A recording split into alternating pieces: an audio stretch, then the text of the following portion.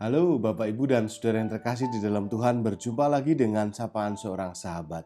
Saya berharap berkat dan kasih karunia Tuhan melimpah dalam kehidupan Bapak Ibu Saudari-saudara dan sahabat-sahabat saya dimanapun Bapak Ibu dan Saudara-saudari berada. Dalam kehidupan kita pasti pernah punya satu ayat yang bisa membangkitkan kehidupan kita. Saat kita susah, terpuruk, senang, bahagia, sedih, dan seterusnya, ada banyak sekali ayat-ayat dalam Alkitab yang sering kita kutip.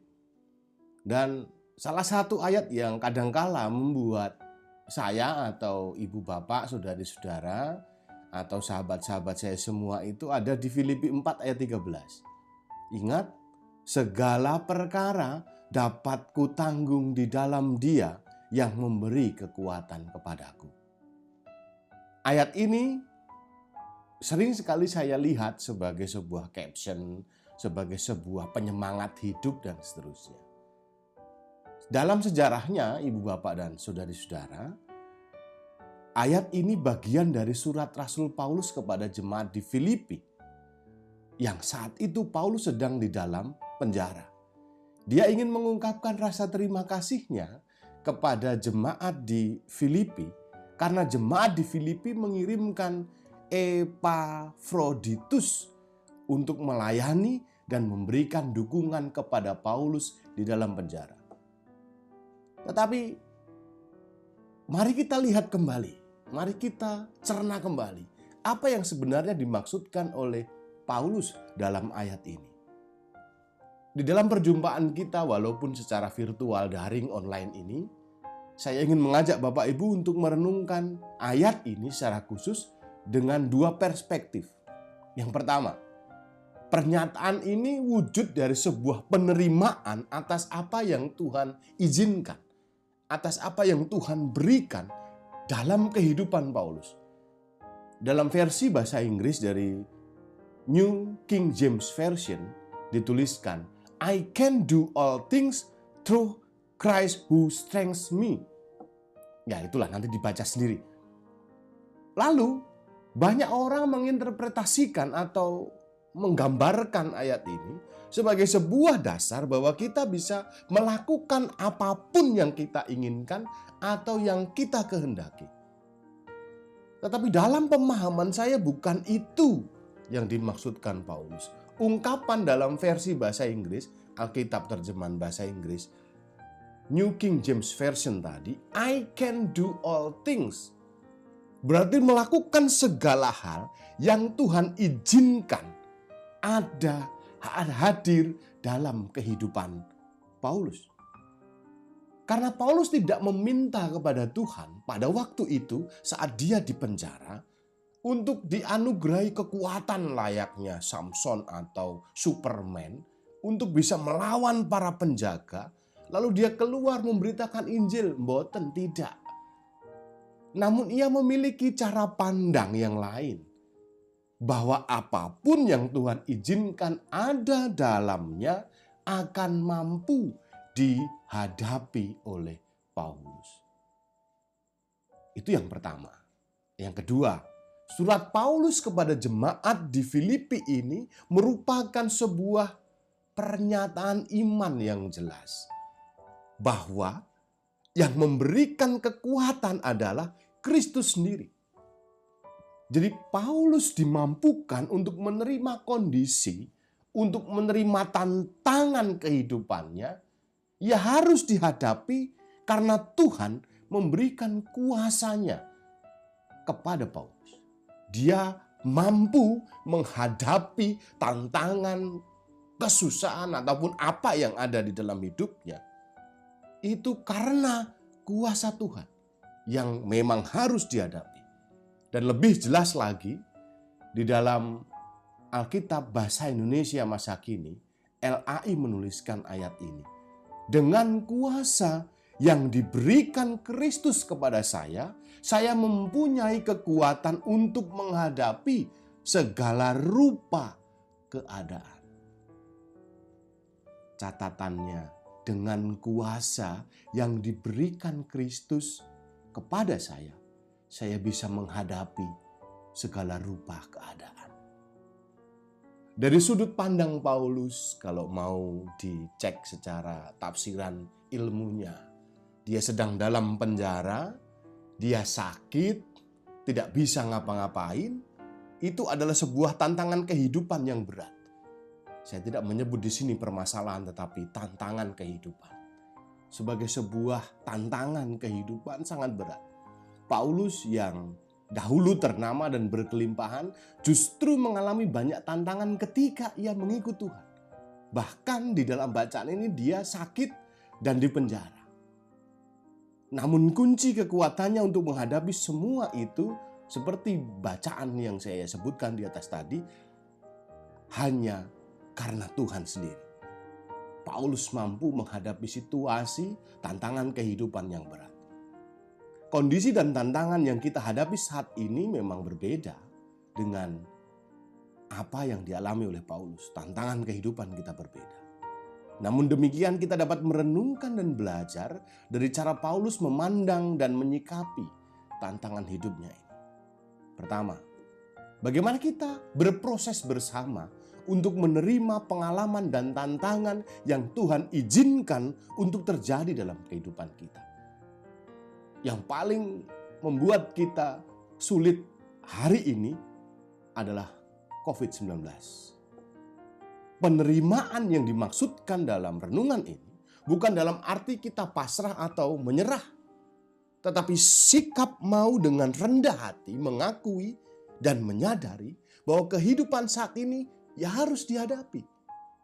Baik ketika kita kemarin harus hidup dalam stay at home atau kita melakukan segala sesuatunya di rumah.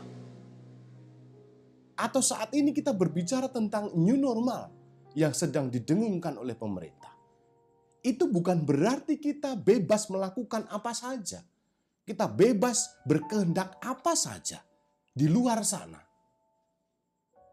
Tanpa menerapkan protokol kesehatan yang ketat. Jadi new normal ini bukan hidup bebas seperti yang lalu.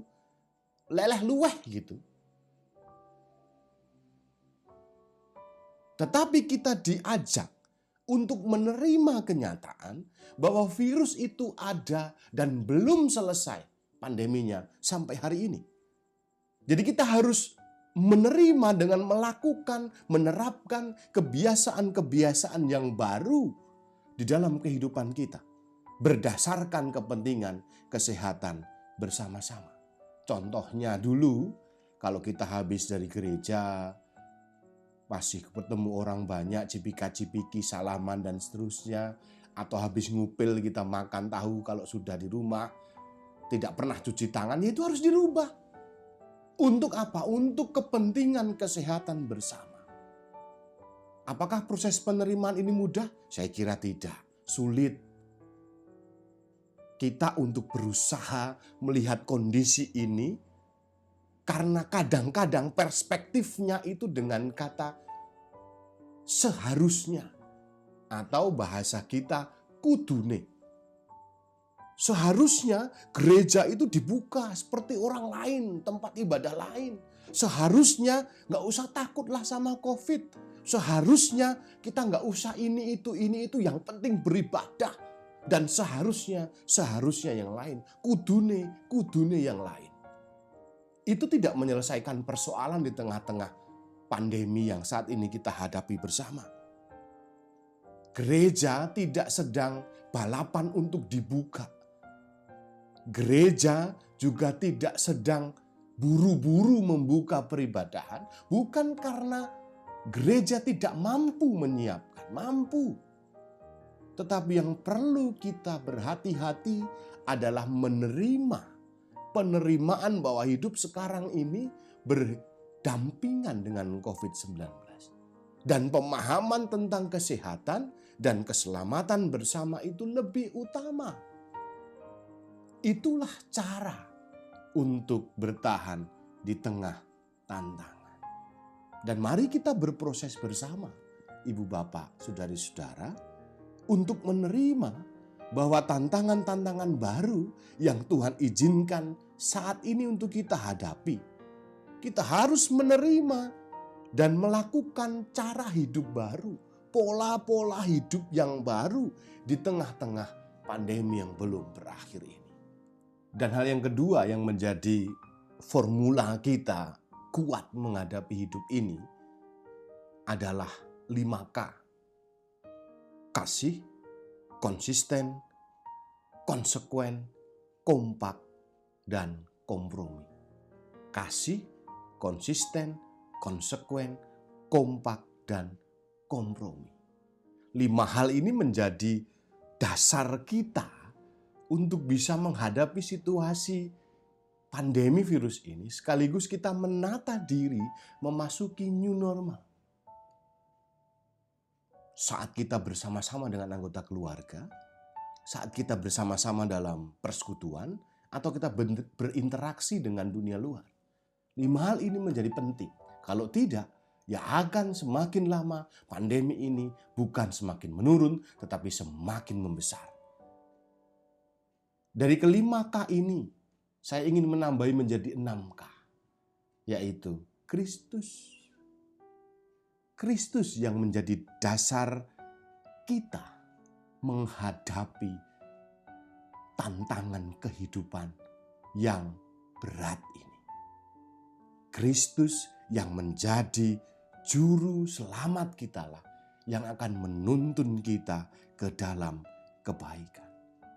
Dari hikmat yang diberikan oleh Yesus Kristuslah kita bisa membangun kondisi new normal ini dengan lebih baik.